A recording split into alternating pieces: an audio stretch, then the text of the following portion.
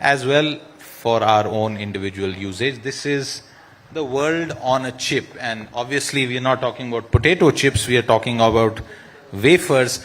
Before I start, again a show of hands here. How many chips does your mobile phone contain? 5, 10, 15? Maybe a show of hands. Is it at least more than 10? Do you think so? Okay. Does anyone here know about how many mobile semiconductor chips India has produced? Okay, so that sort of sets the context, but I have a great panel here. And David, I'm coming to you straight up, the mic on your left. The search for silicon on and a wafer fab. Where do we stand? And I ask you this question because you are the company that's in the news. We've seen certain policy announcements by the government virtually 24 hours ago. What can you tell us to kick off today's debate? Okay, can you hear me? First of all, we welcome the government's decision to open the application under the new policies. One of the things in India, we have to have some gravitas, some mass, and be it one wafer fab or 10 or 15 wafer fabs, the more the merrier. Because we face, and I say we because now I'm Indian, since I've lived here now since February, and you can tell from my accent. That's Texan accent. Number one is the supplier infrastructure, the applied materials, the LAMs, the TELs, the software, all of that stuff. The second one, when you're spending 8 billion, 10 billion, 20 billion, and some of these wafer fabs are hitting 30, 32 billion in the world, you want to staff it with experienced people. And the dilemma with India is you have the world's brightest people, the youngest people, but there's no experience on actually working in a wafer fab or a foundry. And the third big thing is I would call it the soft thing, is the social aspect of it. If you're going to bring a bunch of foreigners over here, how do you get them to want to come? Long story, but what we face is a unique opportunity right now for India to be like Taiwan was in 1988, or I would say China was in 1999. Okay, unique opportunity and obviously unique challenges. And David, I remember of a time when every year Intel and other companies would hire from a company in Mohali near Chandigarh in Punjab. I would urge you to go and visit. That was India's first and only wafer fab. And it is still operational with a small facility in Hyderabad doing gallium arsenide work. But obviously it's from a completely different era. I come to you, Dr. Satya Gupta, for providing us an overview of where India stands today in its search and effort to be Atmanirbhar in these chips. We became pretty much Atmanirbhar in potato chips maybe several dozen years ago. But what about wafer chips? When do we get to be Atmanirbhar in that? So when we say Atmanirbhar in terms of the chips, if you look at the global ecosystem, right, the chips are not made by the foundries. Chips are made by the product companies like Qualcomm, Broadcom, and all those people. And just like any other factory, wafer fabs manufacture those fabs, right? Those chips, right?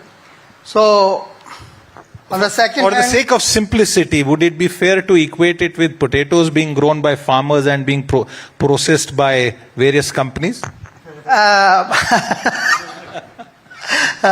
Little difficult to say, but you can say the equal comparison is that basically Apple designing the iPhone and Foxconn manufacturing the phone, right? Yes. It's like wafer fab is like more like Foxconn, and the chip design companies are more like Apple, right?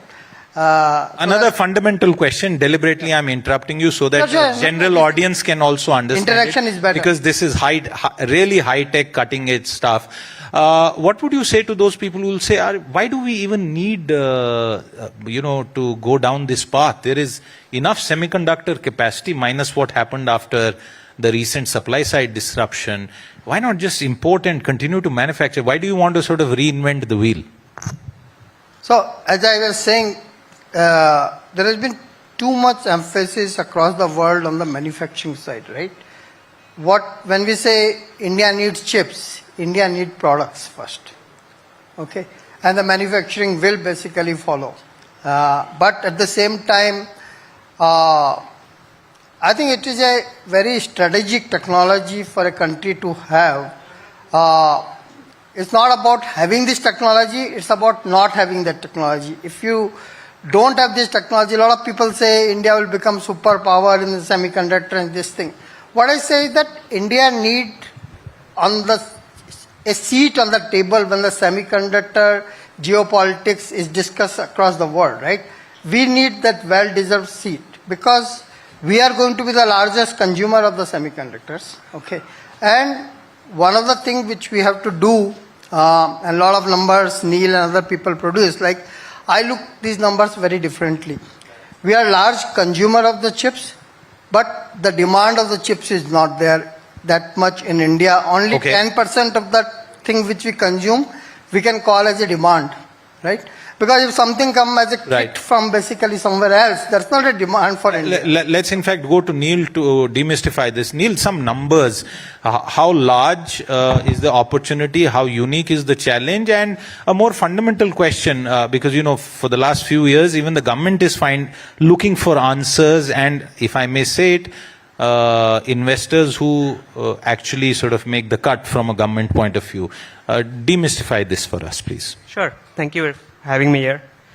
Great question. Why do we need it? And what is the opportunity here, right? So if you look at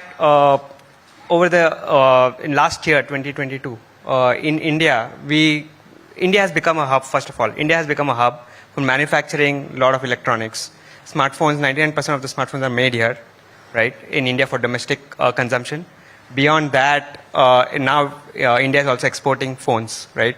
And a lot of big players like Apple, Samsung, Chinese vendors, they are diversifying beyond the usual manufacturing facilities in China and so forth. And India is becoming more of a hub because also from the policy perspective, government is laying a red carpet for everyone to come and manufacture here. So if you are setting up manufacturing unit of finished goods over here, you need to have a very robust supply chain. You cannot wait for chips to arrive to you because if you don't even have one chip, you cannot manufacture that phone, right? If you look at in China or Taiwan, the entire ecosystem of suppliers, chipsets are around the manufacturing facilities over there for any finished good product. So that helps with supply chain. But what has happened is everyone is over-reliant on these particular suppliers, and they are very concentrated in one or two geographies. And that is where everyone want to diversify. And when you look at, for 2022, we consume close to, like, as I said, $27 billion worth semiconductors locally, and that is going to go to $64 billion by 2026 in terms of just value, right? And that also includes exports because we have a lot of PLI scheme, DLI schemes. Neil, in terms of the number that you gave, 27 billion going up to 64, it will still be a small fraction of global semiconductor output. Sure. Therefore, does it justify the effort and the investment? Yeah, so this is like 64 billion just 2026, but as we see more and more manufacturing here, design here, we'll see India becoming a more export hub by end of 2030, end of this decade. And that is where I think, for example, India now manufactures close to 16% of the global 16% of the global smartphones right? Okay. And now, if you look at mobile and wireless, it's close to 50% of any fabs chips revenue. For TSMC, 50% comes from smartphones. Okay. Right? Hitesh, I come to you on that question, and I'm taking it forward.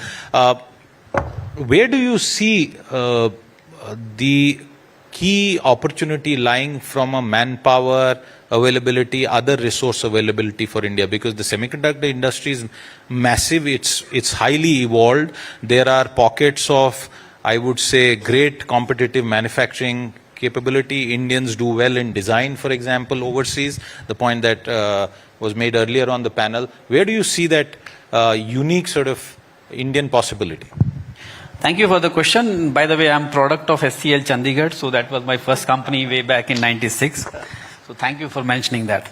So yeah, I think as you mentioned, so we started this journey not recently. It was way back in '80s that we started this journey, but somewhere over the time, we thought that there are other priorities for us as a nation, and we did not pay too much attention.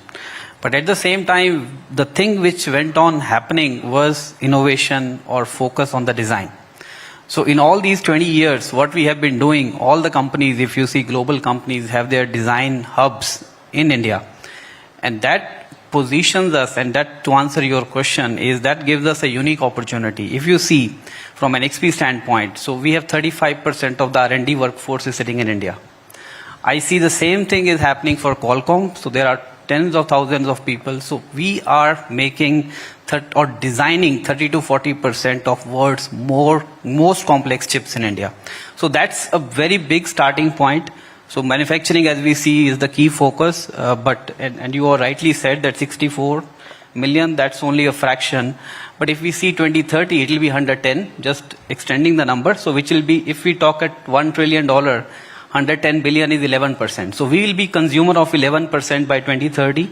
So that is on consumption side, but on the design side, we might reach 50 to 60% in next 5 to 6 years. So that's where I see bigger opportunity. Okay, bigger opportunity. Santosh, last but not the least, Texas Instruments. I mean, I wonder how many patents does the company have when it comes to the overall semiconductor? Can you recall top of mind? Thousands. So, you know, guys, just, I mean, pay attention to what he has to say. My question to you, yes, a round of applause, please. You know, okay, let me do another objective type question. How many Indians in your company? I think in India it's 100% Indians, but in the worldwide there are several SVPs, several VPs who are Indians. And okay. That's true with any other technology company. I don't really think. Absolutely. And we all need to be proud. And like David said, he's now on way to becoming an Indian. We don't know if he'll change his passport ever, but glad you said that. But Santosh, please tell me, and I know this is not a question being asked of you as a company representative. We've always believed, oh, you know, why is Intel not coming to India? There's so much. Why is X not coming? Why not coming? Why indeed haven't large-scale foundries been set up in India so far? I think we got to look at, thank you for the question. We got to look at any of these things as really having a dot on the planet, right? In a place where we do.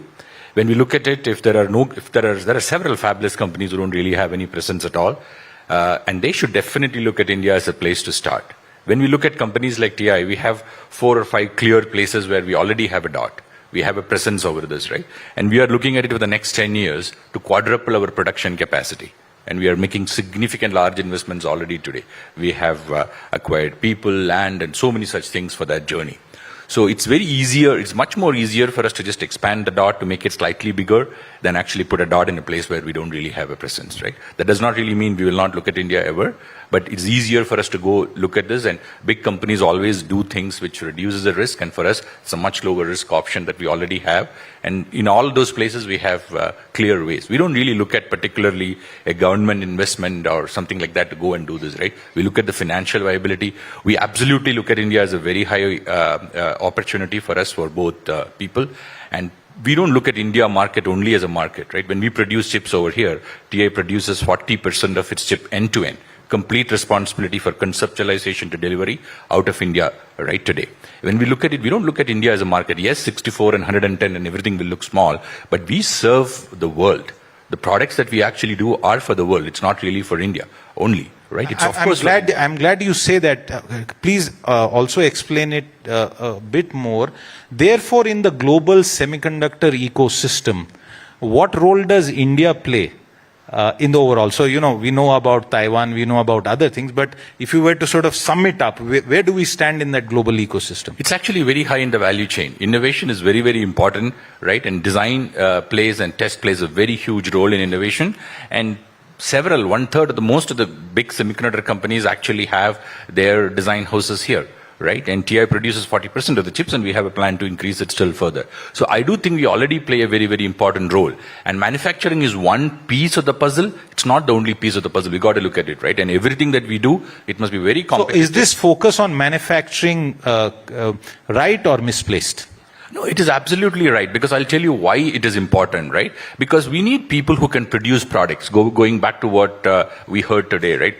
Creating products, we need people who can consume semiconductor chips, who can actually create boards, who can create products. And we do need more and more of them, not just in manufacturing the PCBs for it, but conceptualizing what kind of products that we can do. And there are several problems that India has, very, very unique, that can be actually solved very well by us. And electronics will play a very big role in increasing the quality of life. That's why this is important. It's not really because there is money. Of course there is money, but it also changed the quality of the life of the bottom half of the pyramid of the people. And we have a responsibility to go back and address it. That's why it's important for us to do manufacturing also in India. Great answer. Satya, you want to take off from what he... See, you asked that why big guys have not set up the fab basically in India. I mean, these are questions that No. the average person would ask. I just want to basically answer that question as a question, right? Okay. Recently, TSMC decided to put up their fab first time in the US, right? Samsung decided to put up their first time their fab in the US. Why? Because their customers are in the US. Okay. Apple is in US, Nvidia is in US, AMD is in US, Broadcom, Qualcomm, all of their major customers who are basically buying the premium wafers from them, not just the lagging edge, right? Wafers which go up to $20,000 per wafer. Those customers are sitting there. Okay. So that customer pull will always basically make them go near to the customer, right? Now, India, we don't have that customer base, right? That basically we don't have fabless company. We don't have electronics product company. You talked about basically product electronics manufacturing. Today, if you look, mobile phone, which we talked basically in big numbers, right? While the manufacturing grew from basically, let's say, $38 billion to whatever $80 billion mobile, this. At the same time, the penetration of the global brands grew from 1 to 75%. And Indian brands went from 15% to 0%, right? So if you don't have the Apples of the world, the product companies out of India, that does not generate the demand for the chips. If you don't have the demand for the chips, it does not generate the demand for the fab, right? Okay. You wanted to come in, and then I'll come to David and Neil. I may have a bit of a different view than Sure. So I see a lot of opportunities, and that's what Mr. Narayan Murthy touched upon, right? India for India. So there are a lot of product innovation that we are looking that are required in the ecosystem. I look at automotive. Of course, I may agree with Mr. Narayan Murthy that we don't need autonomous cars, but we need electric two-wheelers. We need autonomous two-wheelers at some point in time.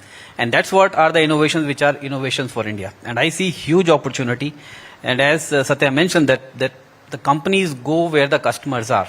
So we are going to be a third largest automotive, you can say, consumer in the world. India is going to is already with a fairly large manufacturing capacity as well in auto. Absolutely. So automotive is going to be the driver for next generation chips, and it will also fuel growth for semiconductor needs in India. So that's where I beg to differ a bit. I'm saying the same thing.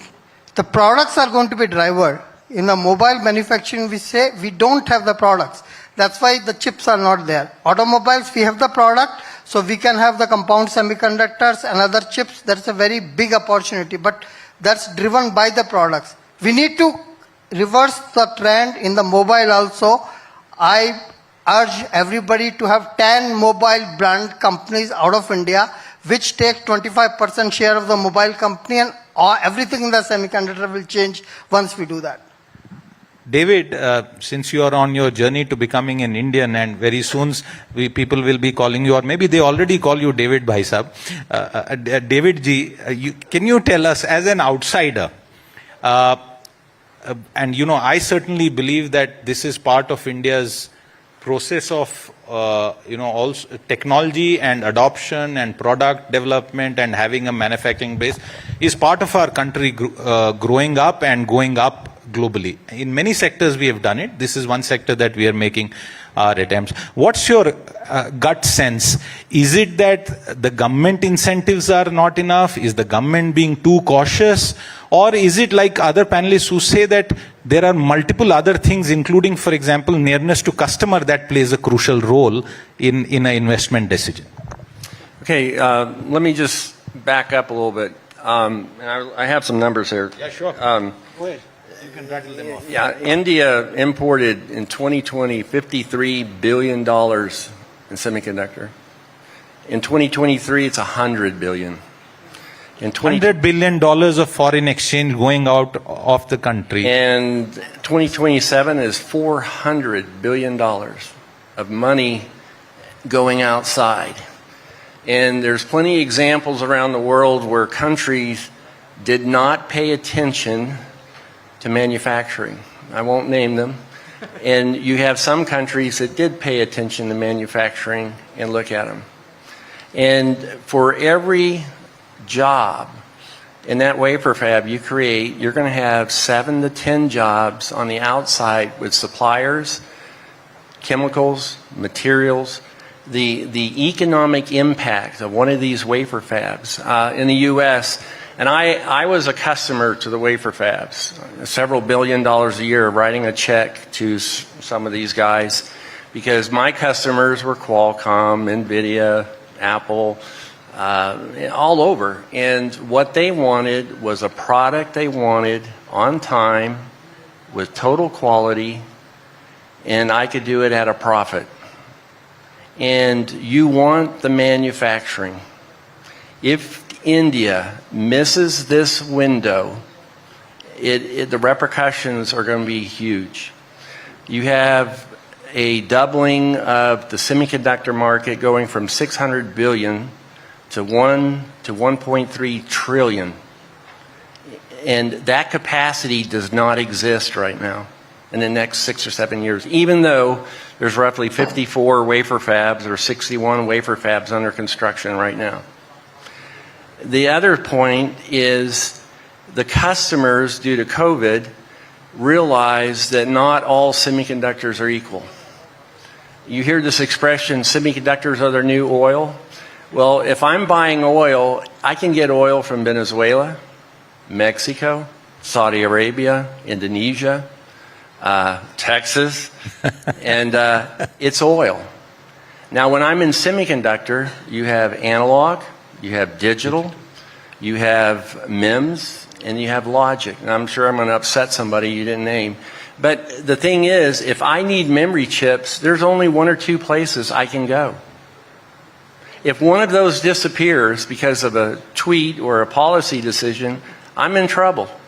If I want advanced logic, there's only 2 countries, maybe 3 I can go to. So not all semiconductors are equal. And back to why are there hubs? Because of that infrastructure. If I'm sitting in Austin, Texas, and I'm a supplier, I can supply 5 different customers. If I'm sitting in Arizona, I can supply 4 different customers. If I'm in Hsinchu, I can supply 50 customers. I come to India, I got 1 wafer fab. I mean, I'm talking about a high volume 300 millimeter wafer fab. So one of the issues is India, and myself included, and Vedanta and Foxconn, it is imperative that we get this first wafer fab off the ground as a proof point that India realizes this is the future. The number of wafer fabs that can pivot, and if you're an in customer and you have diversity of your supply that's consistent and predictable, you know, they'll flex source out of Taiwan, they'll flex source out of Korea, and they'll flex source out of India. And, you know, this is the moment. If this 5-year window will determine the next 20, 25 years. And here's the other irony about India, as an outsider. Back to the comments of these very smart gentleman. India has all the back-end design, simulation, some know-how. What's missing is the engine. And that engine is silicon. So now India will have the world's largest concentration of design, IT, software, simulation, integration, and then at the other side of it, they'll have semiconductor. Now, someone will say, well, David, you know, you don't have 3 nanometer. Well, 3 nanometer is the size of your DNA. Okay? I saw an article yesterday, 1.5 nanometer, and, you know, that's the size of a sugar molecule. Okay? So the point here is that we don't have to build all that high-end stuff. 60% of all semiconductors is on, I call the sexy mundane, which is the old, not older nodes, they're volume nodes. And that's where all the chiplets are going to come in. I mean, India, we should focus on the chiplet roadmap where you integrate all this stuff. They have all the software. We've introduced 55 nanometer, 90 nanometer, right. 65. I could right. go on and on. So, you know, this is my platform to tell India this is our moment. I'm glad you say that. This is India's moment. And hopefully we'll capture that. Neil, I'm coming to you. Actually, Neil, just hold on. I want to go to Hitesh. Just on a... You are very proud of having started and coming from Semiconductor Complex. Why did that story not take off apart from the fire that burned that fab? Why did that story not take off? No, I think that story, first of all, is not bad. So whatever was supposed to be served by that company is still being served. So government is, I see them always an enabler. So government started that fab, and of course there is a research which is still being done, but they were not pumping a lot of money into that fab. So of course, but that fab created the know-how that there is a fab inside the country. You can go and see it. There are some defense projects which are running, which are crucial for the nation. So it served the purpose. But what we missed is to get like commercial suppliers or commercial fabs coming and sitting and having the job here. And now that's what is being done, where government is giving incentives. Foxconn Vedanta is coming, plus a lot of other players are coming. And I fully agree with with David that this is the time. So these 5 years are very, very crucial for us. This is the moment. Otherwise, like 20 years later, we will ask this question, why we missed the bus again? And before I go to Neil, just a story for all of you here and those who are watching us. It wasn't as if India is now waking up to the semiconductor opportunity. I don't know how many of you know, but the late Gyani Zail Singh was very instrumental in that wafer fab coming up at Mohali. 2 chief ministers were chasing, just as you now hear, you know, a competition between various Indian states, Maharashtra, Gujarat, Karnataka for various projects including semiconductor. Way back when that decision had to be made, the Chief Minister of Maharashtra and the Chief Minister of Punjab, both sides were in reckoning. Gyani Zail Singh ji went and offered that entire land for 1 rupee and caught Maharashtra unawares. That's how it happened in Mohali. So please also take into account the fact that we have had a lead of, in fact, many, many decades we would have had over even Taiwan, but unfortunately it went away. That fab got burnt. There wasn't enough investment. There was one attempt made in 2003, 20 years back. But those were times when we simply didn't believe that India could be a manufacturing country as well. And the jobs and the ancillary benefits that David spoke about have been missed. We'll probably get back at some point. Neil, as we wind down on this conversation, because I want to sort of end on a positive note. And by the way, just to once again add, the first chips that went into our Agni missile program were designed, manufactured at Mohali. So, you know, there is stuff that we can be proud of as a country. Neil, come back to the most recent announcement by the government and sort of read between the lines. What is the government trying to do with opening up applications again? The questions that have been asked is, one, does it mean that, oh, no one made the cut from the first round? Or is it that the government is thinking this very complex space through? Later on, we'll hear from Ashwini Vaishnav ji also, but your thoughts on this subject? I think it's more of a latter. It's not, we haven't got applications. I think there are a lot of talks going on, like as you mentioned. But I think it's more of, as you said, all semiconductors are not equal. There are a lot of things happening. There is packaging, which is a low-hanging fruit, which can come first. So there are a lot of different players which government can target on packaging side. Then there are a lot of mature nodes players which can come first. Advanced node might not because there are just few, right? So there are multiple players which government can target and expand the wheel, basically, expand the pie. I'm coming to you, Santosh. Just one sure. I want to make is that I think there is little bit of misinformation about opening of this thing, right? Yes. Lot of basically part of the scheme was already open, right?